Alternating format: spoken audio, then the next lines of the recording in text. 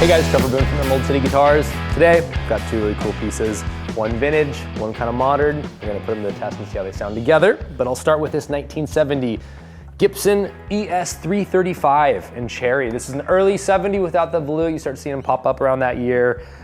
It's a perfect example of what you want to see from that era. Really, really nice weight balance, not super heavy. The trapeze stays in tune, works really well. The neck is straight.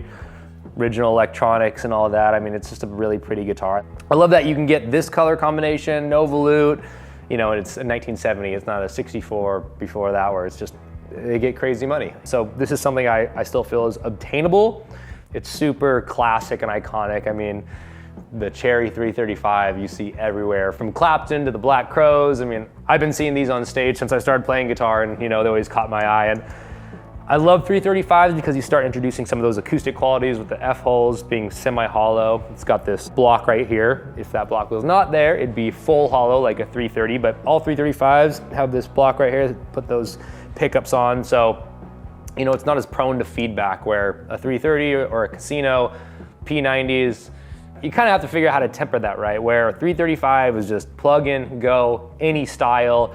I mean, you can use these for rock, jazz, rockabilly, any of that stuff. You just get a whole different experience being able to incorporate, you know, the semi-hollow body. The 335 is one of the best sounding guitars I think created. They sound fantastic through all amps, and you've heard Fender, Marshall, Vox. So I just wanted to kind of switch it up a little bit today. We just got this in. It came straight out of a really cool studio in town. It's number 32 of 100 made like this, with this really cool kind of custom Tolex. It reminds me of some of the cool rug shops down here that are all over the shop actually. So I immediately love that. It's a Paul Reed Smith Dallas amp. He did this with Doug Sewell, who's been an amp builder for a long time. He's brilliant. Paul Reed Smith, or PRS, is known for making incredible, exquisite guitars, has been doing it for a long time. He's, you know, one of the best builders out there. So when he was jumping in this amp world, he definitely needed, I think, some assistance from someone who's been in that game for a while. And so check out Doug Sewell individually. His legacy is incredible. I mean, he had the resume that Paul Reed Smith wanted to try to put something out that's gonna stand up to his guitars, and they totally did that. They really are like the instruments that he makes. They're kind of a mix of a couple things and definitely his own modern take on it. So I want to show you guys this. I mean, everybody knows PRS guitars, and I just want to show you one of his amps. They're cool. So it's 50 watts, it's 112, 6L6s, so you get these incredible cleans and you can heat it up really, really, really nice. So great workhorse amp if you're staring at a few guitars in your room and you need an amp that's just gonna complement all those and just easy to go, looks nice. These totally nailed that. So I think that'll be a cool kind of mix, vintage, modern. If you're considering getting into a vintage ES-335, give us a call. This is a really cool one, fill you in on it, but great price, great vintage. I just dig this thing. So I'm happy to get a break from playing. I'm gonna hand it over to Karl and he's gonna turn this thing up.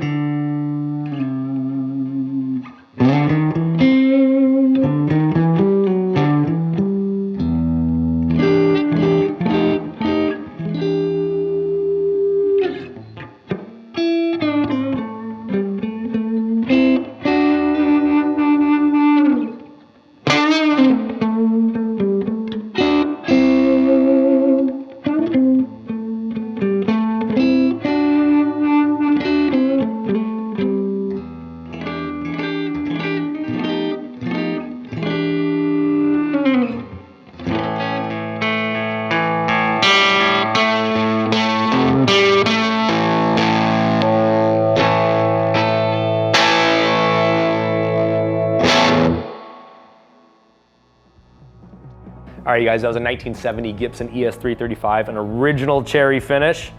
This is the Paul Reed Smith Dallas amp. Very limited, 32 out of 100. It's available now. Give us a call and subscribe if you dig this channel. Thank you so much.